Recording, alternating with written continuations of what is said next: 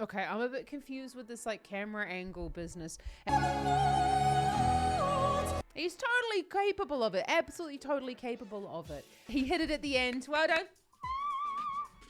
Kia ora and welcome. My name's ZoeStibi and today I am your vocal coach because we are going to be doing a vocal analysis of JJ with Wasted Love because he won Eurovision. We had a look at his acoustic performance. I can't wait to see the full thing. I've seen a couple of clips online. It looks amazing. Let's see what he's up to with his vocal technique.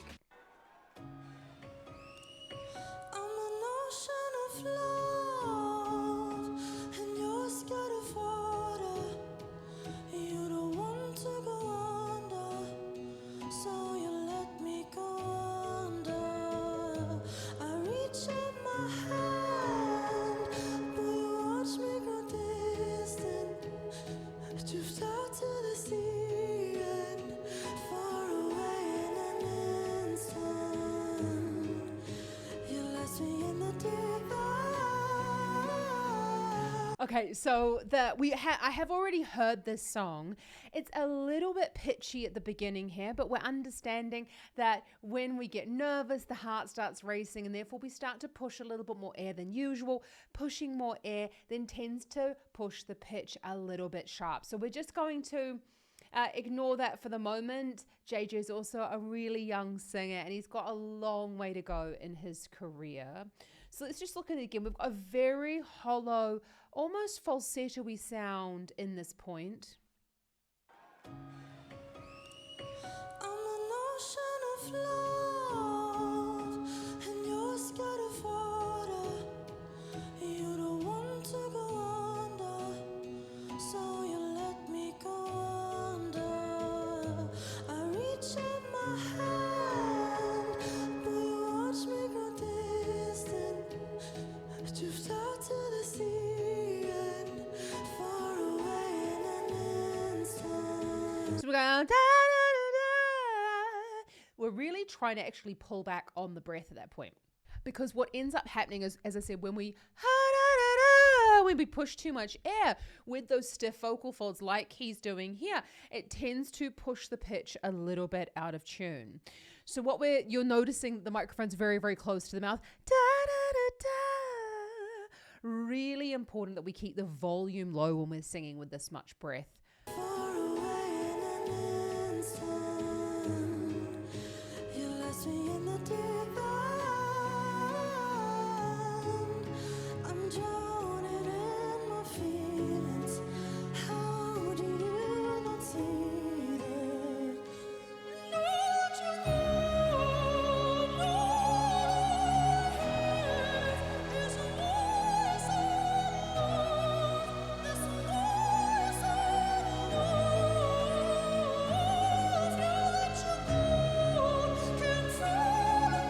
Okay, so we can hear here, now JJ is coming into his own, and this is what we know that he's really good at with the countertenor classical sound.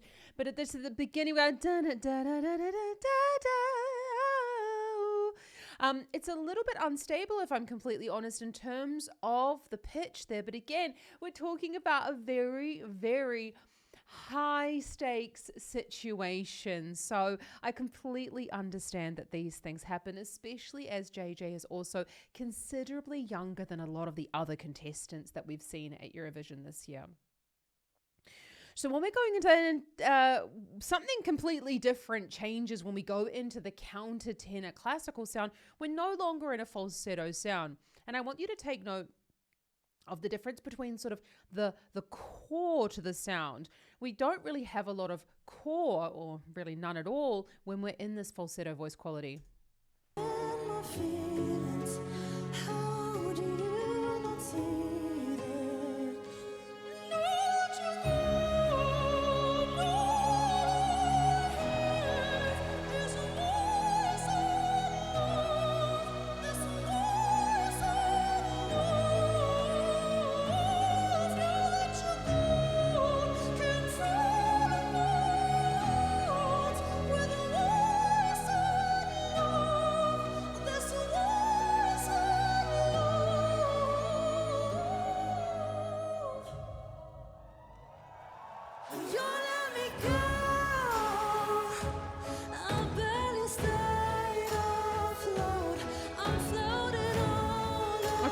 So we've got this, we go,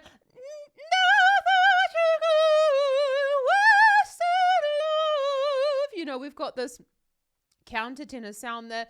Now, actually, we're talking about thin vocal folds, but because of the way in which we sing classical music with a lot of thyroid tilt, so that's the thyroid where the vocal folds live, tilts forward to create this very strong sound.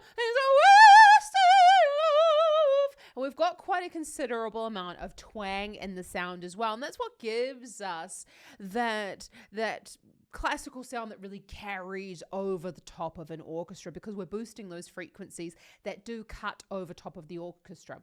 So you're also noticing there's a huge difference in the vowel choices that he's making there. We're going to now hear as he's going into the second verse that the vowels are going wider for this more contemporary sound, and the vowels are much more north and south for this more classical sound.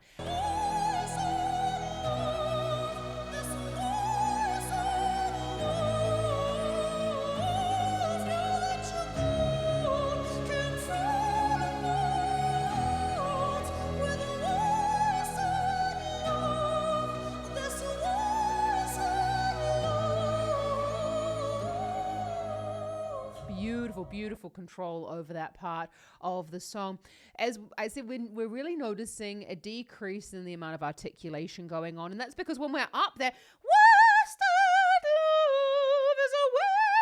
I would have probably liked to have heard a little bit more articulation, but we do know that JJ's really, I know he's been in the theatre before and he's been in opera and he's studying it currently, but this is what you really work at when you're studying classical singing. You're still building your instrument. He's still very young for a classical singer, so he'll be really working on his articulation as well to make sure that we're also hearing what he's saying when he's further up in the range. But really, in terms of classical singing style, we're sort of placing the consonants over the stream of the air, whereas we use the consonants a lot more for our acting and really conveying the story of our song in more musical theatre and pop and rock, well, maybe other contemporary styles of music, really.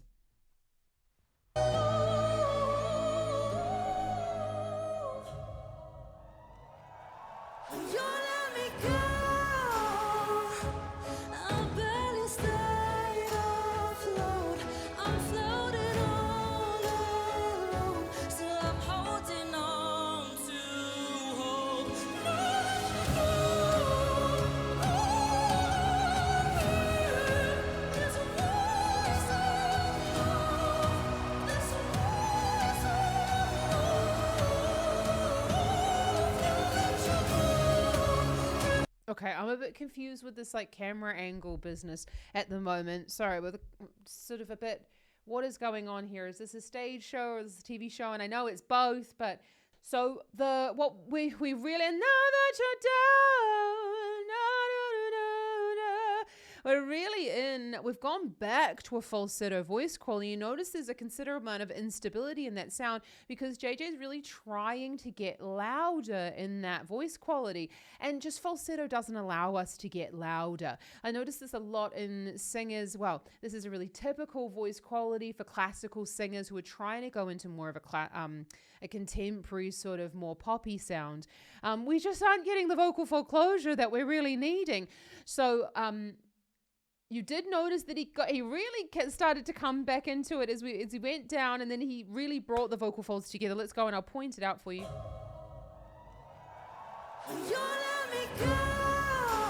So we are, now let me go. So that's really a part of that little bit of the twang with the vowel is really taking us into a stronger vocal fold closure, but it's still falsetto. So it's like falsetto with like less breath.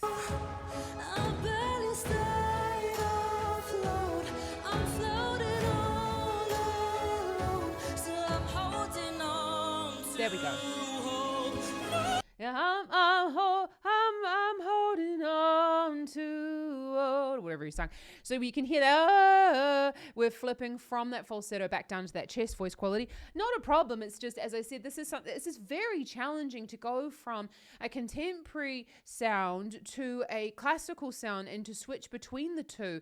This is like vocal aerobics at its best. So, when we're nervous, we're on stage, we're in Eurovision, first like really huge performance like this, in terms of, you've got the whole weight of the final on your shoulders, then, you can be forgiven for that. He's also a very young singer. But the coordination I would have liked to have seen, especially in this upper part, maybe a little bit less volume trying to be used, or actually going into more of that mixed voice that we're hearing at the end of the second verse.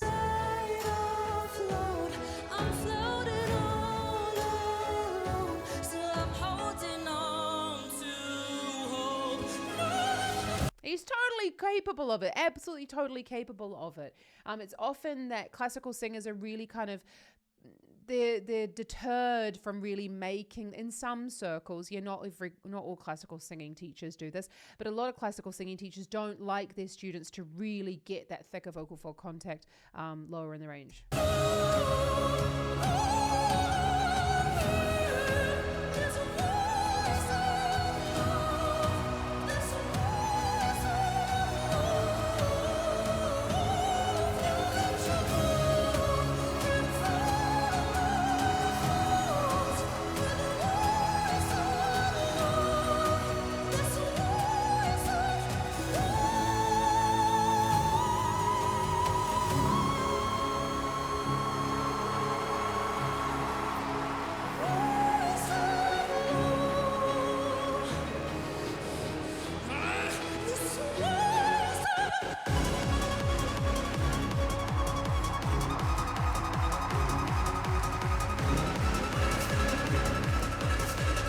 Okay, I can't help but get a little bit sort of, I know that he won, and I know the song won, and it's a very interesting song.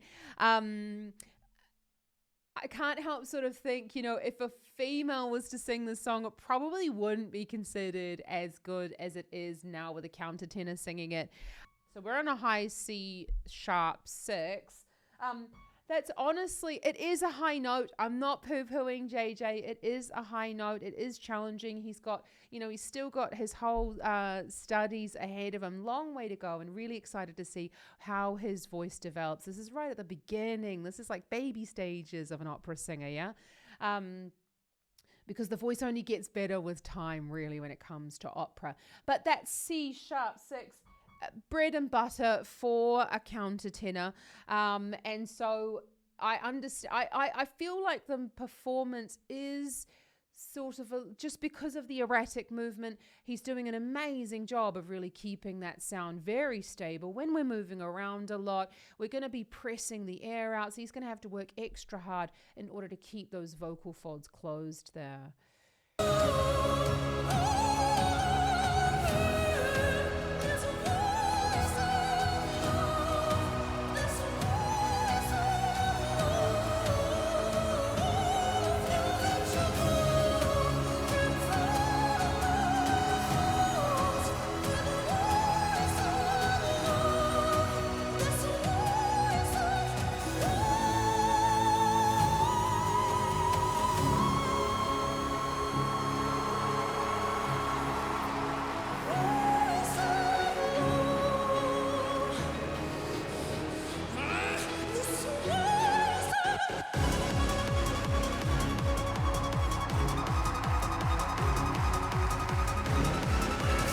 Okay, so when we're going into these,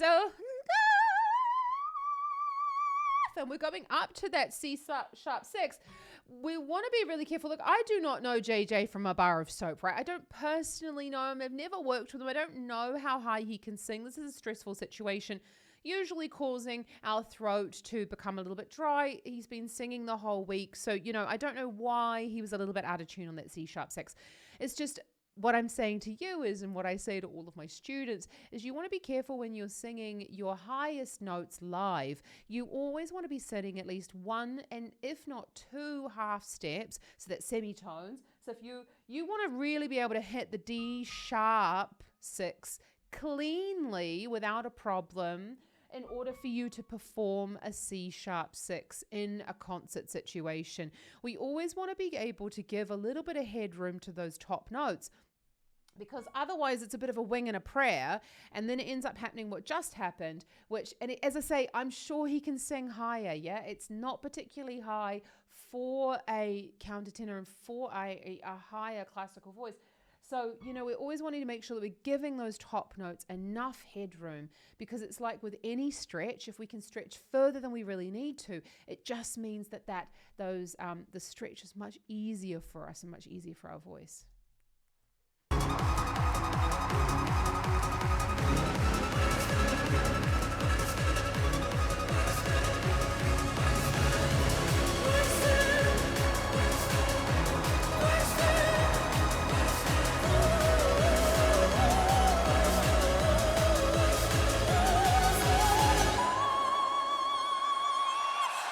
There we go. Thank you so much, Europe. Thanks to my family. Oh, that's so lovely. Really, really nice. And I love that he hit it at the end. Well done.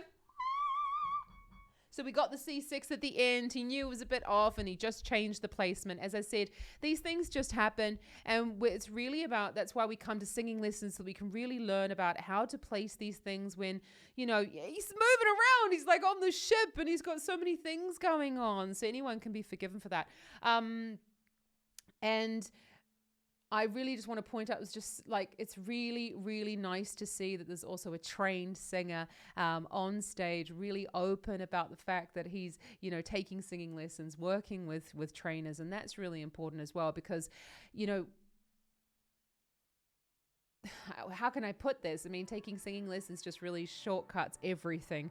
I was trying to find some sort of fancy way of saying it, but really people come to singing lessons so that they can learn how to control their instrument, and so that they don't have to kind of cross their fingers and go, oh, I really hope this sound comes out, or, search for ages on YouTube and go oh my God, but everybody says completely different things. What actually works for me? And that's really what it's about. So if you're really looking to fast forward your vocal progress and to have singing lessons, then check out the link in the description below, because my online singing school, the Vocal Academy, is accepting new students, and we have limited spaces for one-to-one tuition. You get 2 one-to-one singing lessons every single month with your coach online. You get 2 live masterclasses on Zoom with myself, and you get a group practice session to go over the really, really nitty-gritty practice technical points that we're talking about as a group, and hear everyone else, as well as a really supportive community of singers who are looking to improve their vocal technique like yours. If you've got any questions, let me know down in the comments, and I would love to have a chat with you about if the Vocal Academy is the right choice for your voice. Check out some more Eurovision up here. If you've enjoyed this video, I'd love to see you around here more often. So hit that subscribe button so that we can discuss at length vocal technique. And I just want to say to you that I really appreciate you and everything that this channel has allowed me to do, which is to spread my love of the voice and to spread my energy for creating amazing singers. And I want to say a big, big thank you. Have an awesome rest today. Happy singing. Ka kite anō.